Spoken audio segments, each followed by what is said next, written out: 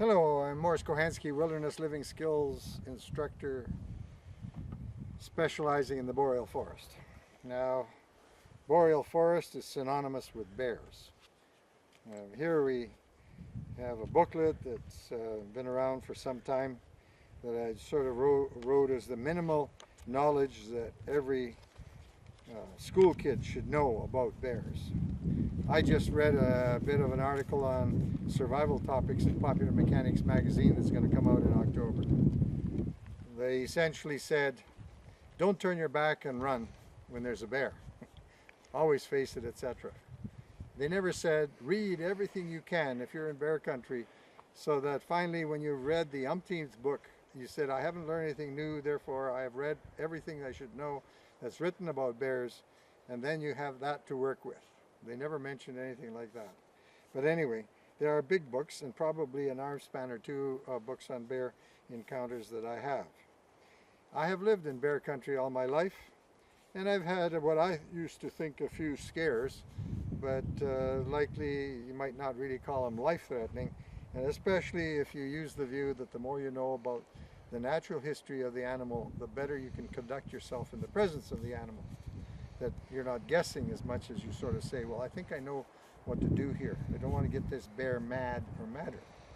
Now, if you defend yourself from a bear, some people would think that if I defend myself from a mugger, the mugger might get madder. Bears don't act that way.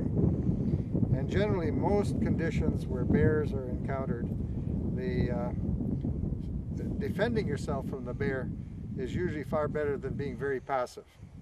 So if you see a lot of bear sign and you have learned from the literature how to recognize what that is, in my instance, I would start carving a bear bat pretty quickly. Now, a bat is a stick that might not fly out of your hand, and when you hit a tree with all your might or whatever, it doesn't break. You want something solid, something fresh, and maybe you even use whipping or something so that you know when you're coming to the end, because in your nervousness, that you use the bat to defend yourself. And perhaps the bat is about the size of an ordinary baseball bat, or maybe even the size of a Roman legionary soldier's sword. At any rate, if you hit a person between the shoulder and the elbow hard enough to break that bone, which isn't very much, they say that you can kill a polar bear. That's where I first read it. That is, if you hit it across the nose. They're very vulnerable. And I would say that the way you use a bat is you can be aware that that when you use one as hard as you would swing at a baseball or whatever, that's very hard on bears. You should be able to protect yourself really well, I would think, even brown bears, grizzlies, and so on, because you've decided that that's going to be your ploy of self-defense. The situation is that there are people that might be dubious, but I would say you live by your rules, I live by mine, and this has done me well in all the years that I spent in the forest, and I don't recall once carrying a rifle to defend myself from bears. I have carried this because on the advice of my guru, Tom Roycraft, at the survival school, a lot of people would have a hard time sleeping because they figured they should be armed, but if they gave them a railroad flare or highway flare, and when you light this, there is no bear that can cope with the brilliance and the stench that's produced by this flare. And you should actually realize that if you've got a problem with a bear and you have to light this, you don't stand there sort of saying, you intimidate the bear, you go after the bear, you chase the bear away from you, and you try to create the situation where the bear is sort of realizes that this is kind of awfully hard to bear, the brilliance and the stench and everything else.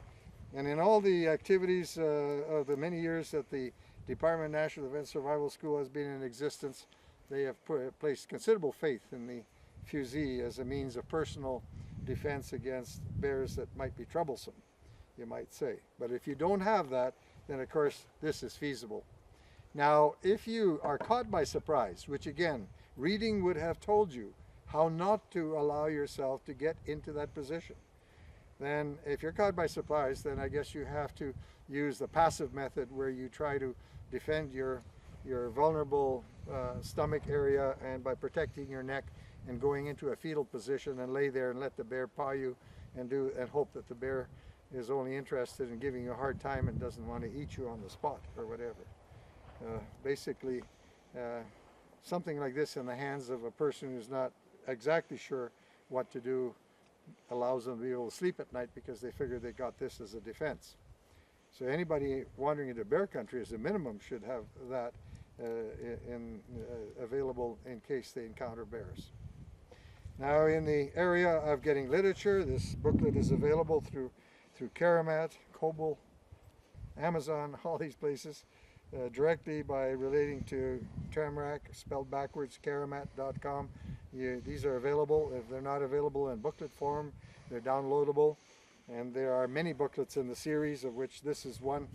And so you can actually pick and choose and create a library or a bundle of information that zeroes in very specifically on what you have. There is, I think, 17 titles at the moment.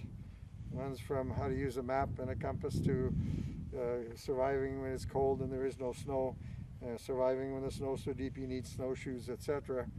And there will be probably eventually maybe 100 more titles that allow you to take a 10-page insight into what you need to know about any aspect of survival, whether it's signaling or living off the land or netting or whatever.